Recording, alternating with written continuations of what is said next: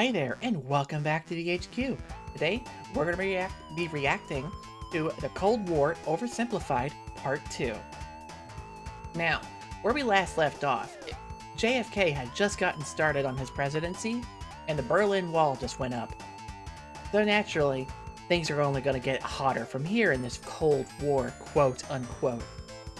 So let's jump right into it and to see how it gets so much worse.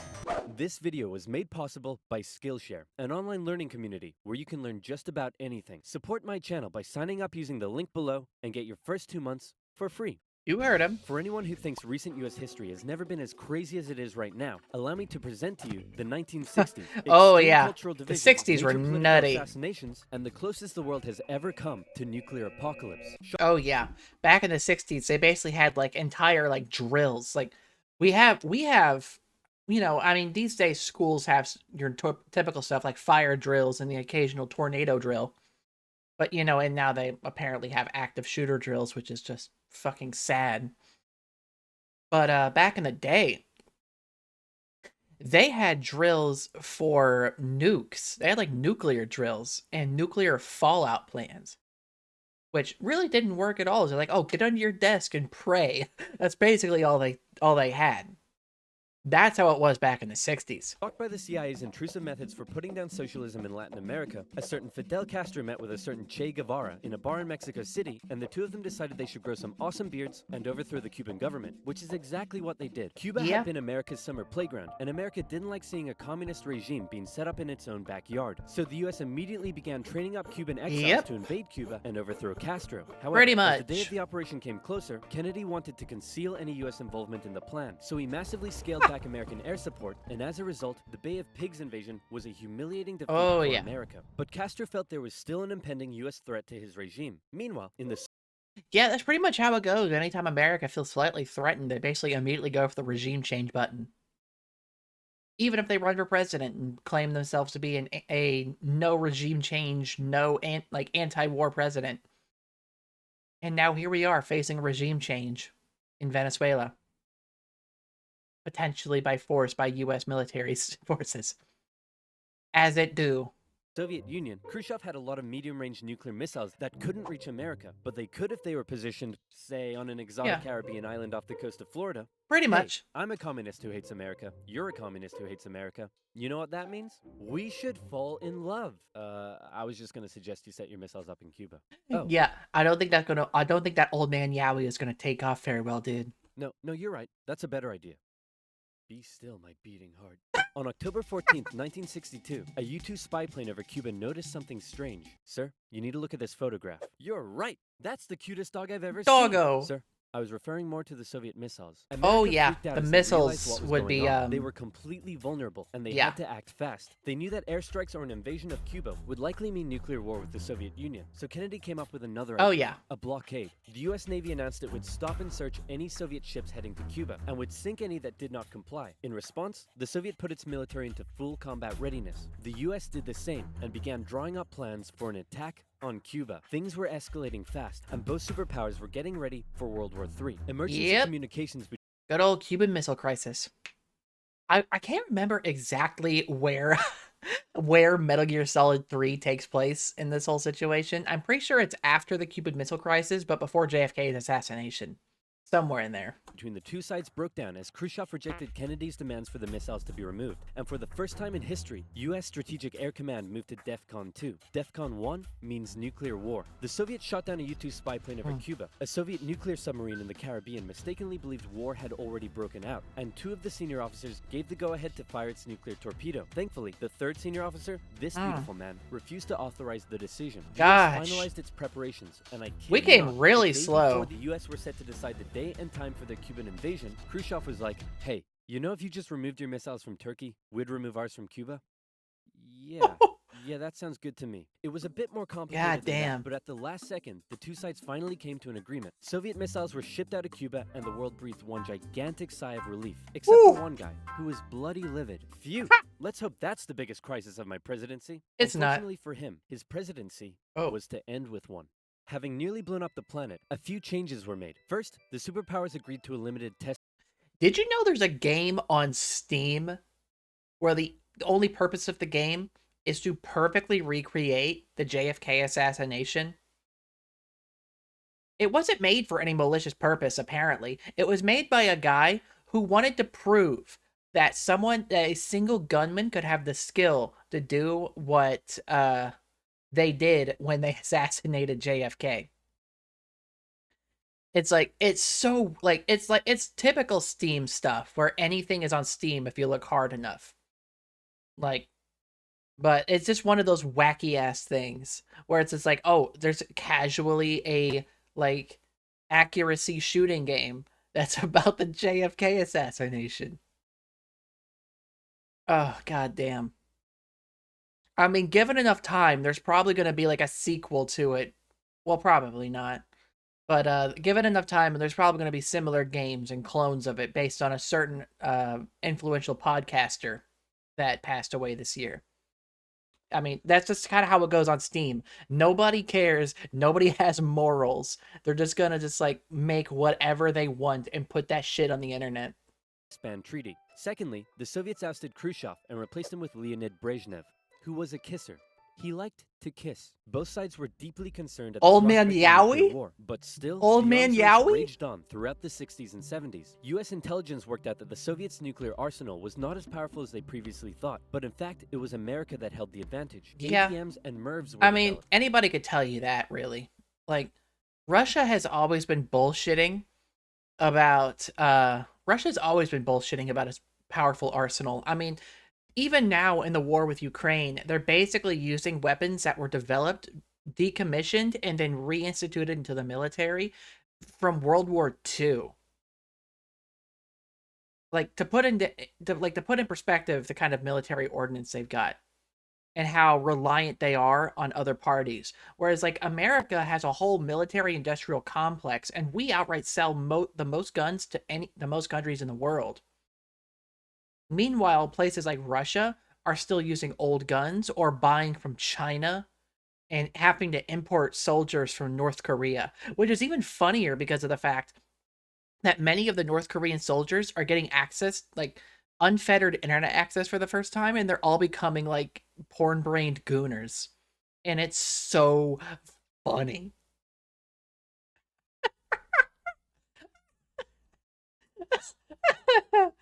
Oh, shit.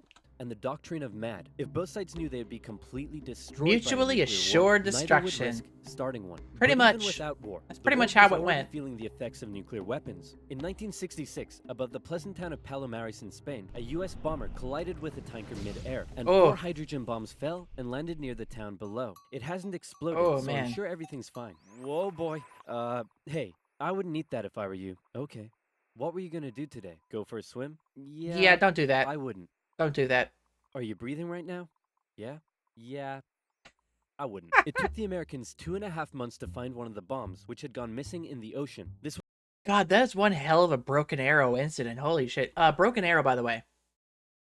Broken Arrow is a code word for, I don't know if it's only nuclear weapons, but basically for any, lost or disabled ordnance that's dropped into friendly territory or something. I don't know the exact terminologies, but there's a ton of these incidents that happen to the United States itself of just missing nuclear weapons. It's kind of dropping and getting lost in the United States. I'm pretty sure there's one that is an active live warhead that they just had to bury and hope it didn't go off.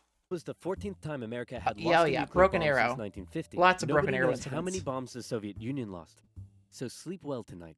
After Kennedy's assassination, sleep real well. Vice President Lyndon B. Johnson took over, and he inherited a developing crisis in the East.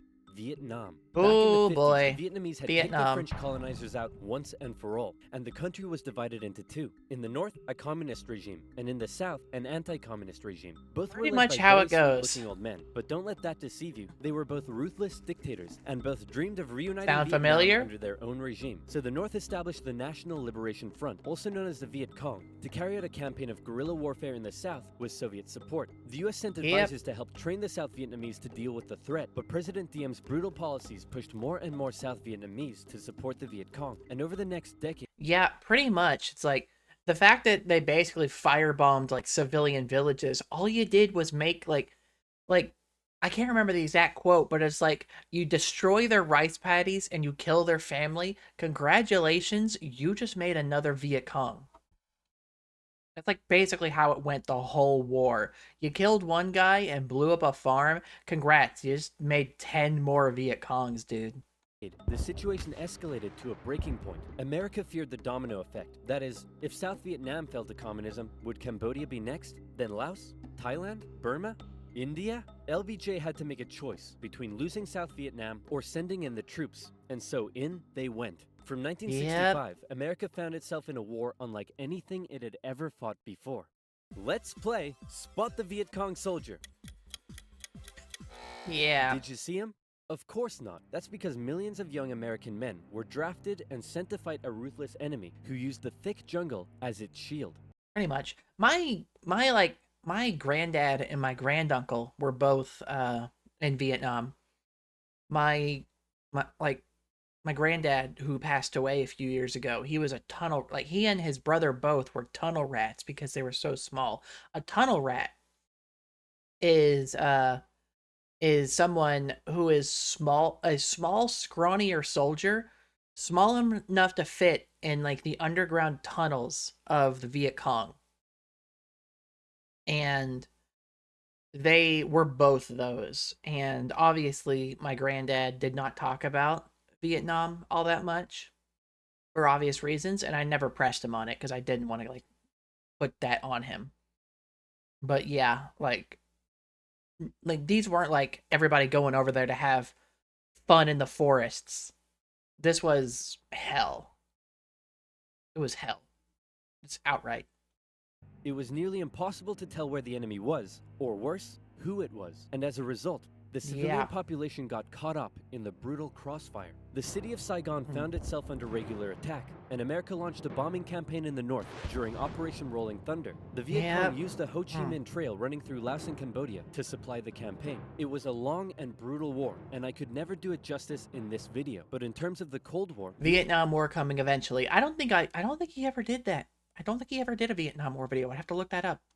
Vietnam was probably the biggest of many, many global conflicts that signaled a turning point. Oh, yeah. Under the threat of nuclear war, the two superpowers began working to make their relation. I'm pretty sure the only one where the West ever actually came out on top was in Afghanistan, because that one was not long before the collapse of the Soviet Union, I think.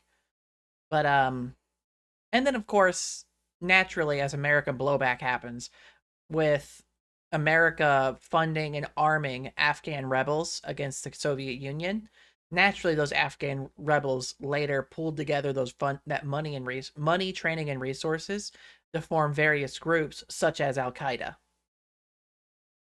So they basically used our money, weapons, and training, and then they blew up the World Trade Center. Yay! Basically, how that happened. More constructive, and as a result, their ideological battle shifted away from the potential of direct conflict and more towards attempting proxy to wars. Smaller proxy wars around the world. In the Middle East, the Soviet Union provided aid against Israel during the Six-Day War, and then again when the US backed Israel during the Yom Kippur War.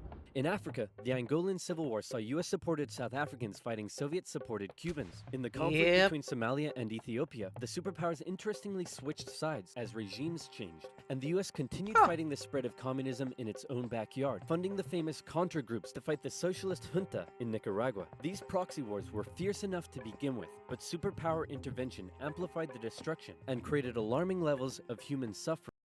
Yeah, just look at that list of all the proxy wars, or like just like a handful of the proxy wars. Basically, just like Russia and the United States manipulating countries into facing each other in order to fit their ideal world's like view. All of these wars throughout history, pretty much everything after World War II, and it's all basically just the United States and Russia having a dick measuring contest with other people's lives and other nations' sovereignty.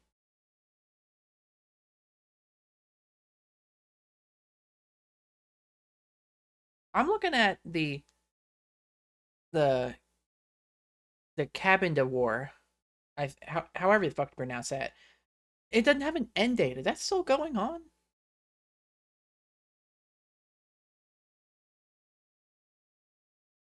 Let's see.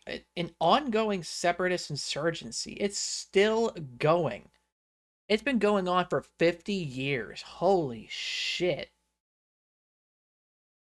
God damn, dude. Throughout the third world, and in Vietnam, that human suffering was all being broadcast back home via good old television. Going into the late 60s, America was a changing nation. This became this. This became this. And this became this. The new slogan that was taking root: make love, not war. The majority of Americans did not approve of Johnson's handling of the Vietnam War, and in 1968, no, they did not. A silent majority elected law and order candidate Richard Nixon as the Vietnam War. Law and order candidate Richard Nixon, who would later go on to get ousted before he could get impeached because of Watergate. Meanwhile, the current president is doing like 1,000 Watergates a day, and nothing ever comes from it. Increasingly unwinnable, and public opinion turning increasingly sour, Nixon made the decision to begin bringing the troops home, and ended U.S. involvement in Vietnam by 1973. 2 years later, the South fell. And then the Cold War the Viet Cong immediately took over. Sound familiar? In Russia, a huge percentage of the budget was still going to the military. People were still hungry, and they just didn't have access to the same lifestyle and goods as the West. And what did they have to show for it? They weren't even winning the space race anymore. Both sides needed to reduce spending in order to rescue their economies, and so both welcomed with open arms an easing of hostilities, otherwise known as détente. To improve relations, Nixon became the first U.S. president to visit Moscow in 1972, and Brezhnev returned. Did he get his kiss on? A number of treaties Did he get signed, smooched? including the 1972 SALT agreement that limited nuclear weapons. Relations with China if only if only they just like got rid of nuclear weapons entirety. Instead, I'm pretty sure we're still making nukes, even though we have more nukes than we know what to do with. We have enough nukes on the planet to blow up the Earth like 100 times over. Like, at that point, just launch them all off into the sun and see what happens. Well, no, not the sun. Don't do that. We don't need that many nukes going off on the surface of the sun and potentially causing a catastrophic solar burst that could destroy, that could cause a potential Carrington event or something. If you don't know what a Carrington event is, it was a solar flare that happened back in, like, the late 1800s. That, if it happened today, it would have destroyed U.S. electrical infrastructure. We were very lucky it happened at a point where we had very limited electrical infrastructure. Pong diplomacy when the U.S. table tennis team went on a tour of the People's Republic. However, internally, China was still pushing anti-capitalist propaganda, which led to some mixed messages. Nixon even visited China in 1972, and it was a barrel of laughs. Today, the president walks among priceless treasures from China's golden age. Among them, a pair of ear stoppers used by the emperor to keep from hearing criticism. So that he couldn't hear the criticism. My man's had earplugs.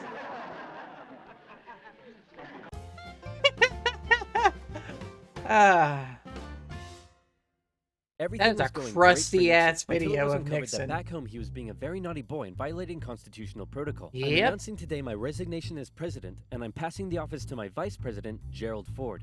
Wow, you mean in America that people can actually remove their leader when he breaks the law? Why not just rule by force? Where's the corruption? And my first act as president is to pardon Nixon. There it is. There it is. The whole fiasco, Americans decided what they really wanted was just a nice, safe guy who wouldn't cheat on them. So they elected Jimmy Carter, and the two sides good old Jimmy. They signed yet another strategic arms limitation treaty. It's an honor, Premier Brezhnev. Likewise, President Carter. Please don't do that. But that's not to say there was no longer any tension between the two sides, because there was. Heaps of it. Once again, the Soviet Union put down further attempts at reform and rebellion in the Eastern Bloc. The Euro missile crisis saw new and improved classes of intermediate-range missiles being deployed in Europe. Even more missile crises. The Soviets lovely. Thought it would be a good idea. Yep, there's the Soviet-Afghan War. Their own Islamic insurgency. And in response to these various crises, Olympic Games were boycotted. Conservatives were concerned that U.S. policy had become too soft, and in 1980, you let him they decided kiss they wanted wanted a president who would be tough on communism, so they elected Ronald Reagan. And then the economy went to shit. Concerned at the Soviet Union's human rights violations, he made a speech calling them an evil empire. And he also wanted to renew the arms race using technological advances in computing and lasers. He came up with the Space Defense Initiative, also known as Star Wars, which is basically a big defensive anti-nuke shield around the country. But a lot of people thought it was a pretty dumb idea. The Soviet Union perceived this shift in rhetoric as the USA getting ready for war, and they were...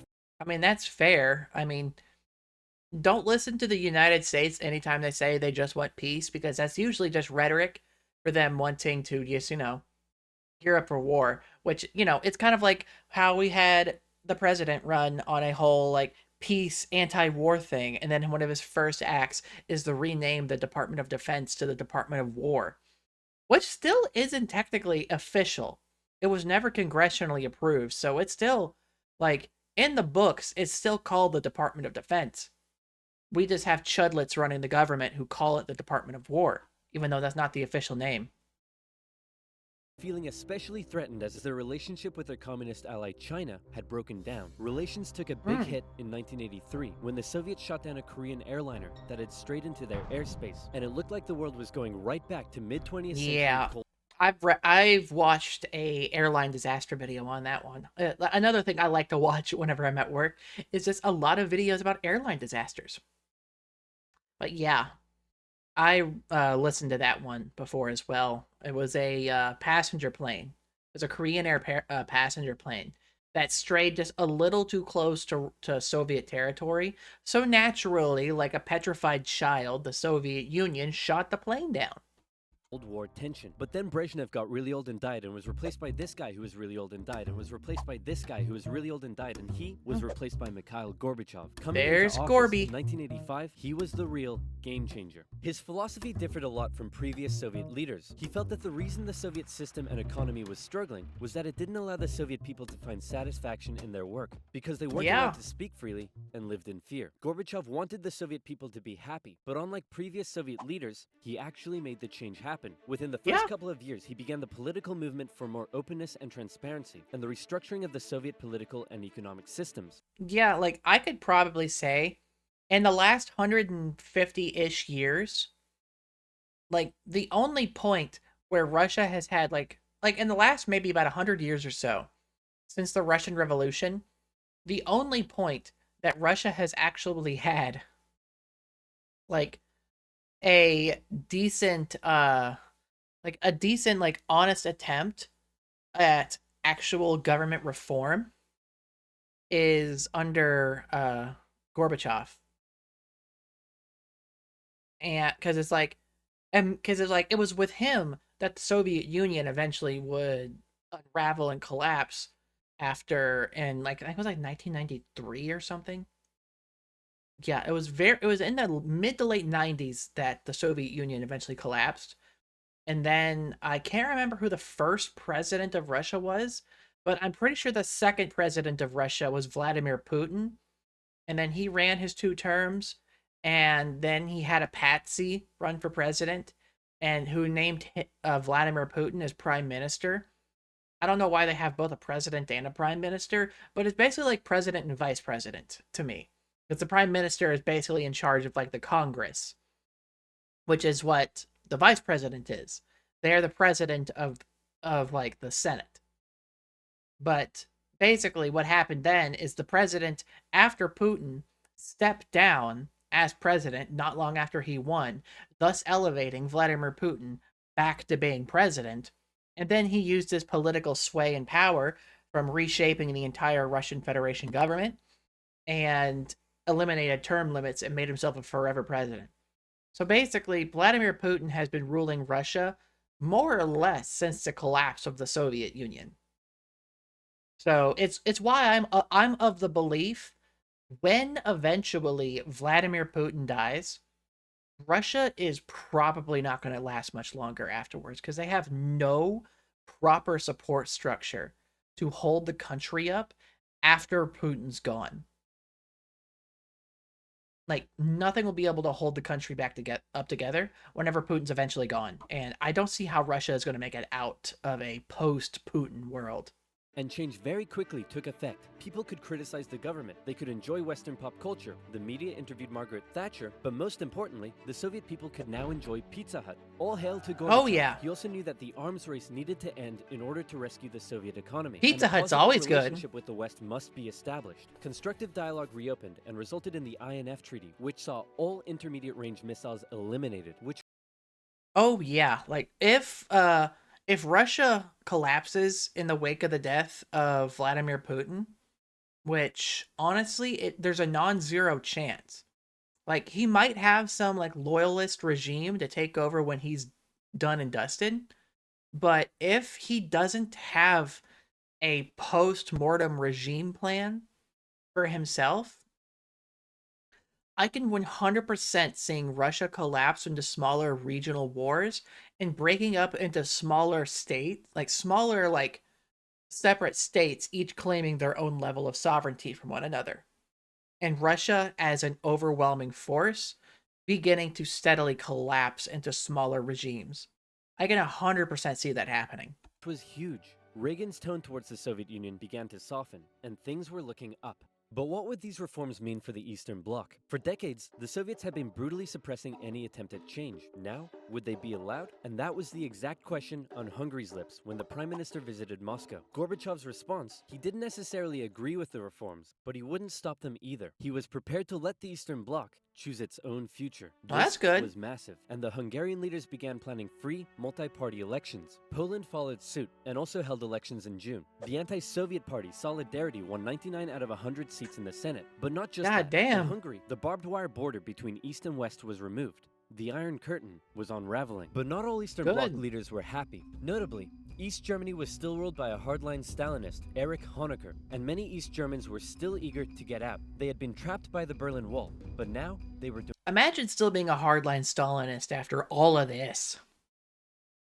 Like, imagine that. God damn, dude. Doing the math. If they could travel to Hungary, and Hungary's border with the West was loosening, could they now make it to the West? That summer, East Germans decided Hungary was the latest top holiday destination. They traveled there in droves, and using various methods, tens of thousands crossed the border into Austria and the West. Honecker was furious, and blocked travel to Hungary, but that civil liberties train had started rolling, and it wasn't stopping. Thousands My man's got that Cuddy Flam type beat, getting hit by that train. The embassy gardens, and a temporary refugee camp was set up. In September, deals were struck to allow the refugees to travel west via train.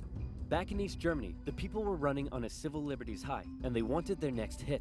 Hell yeah. The was growing. Over time, demonstrations turned to mass protest, with plainclothes secret police officers doing their best to put down the dissent, but it had grown That never works, of course. And worse, the biggest demonstration was yet to come. We're gonna put all of this down by force. Right, guys? Guys? Unfortunately, everyone had realized what he had not. Yeah. This was bigger than them, and the entire East German Politburo voted him out of power. Good. I don't know why he would think it would be a good idea with this much fervor and demonstration going on to just put it down by force.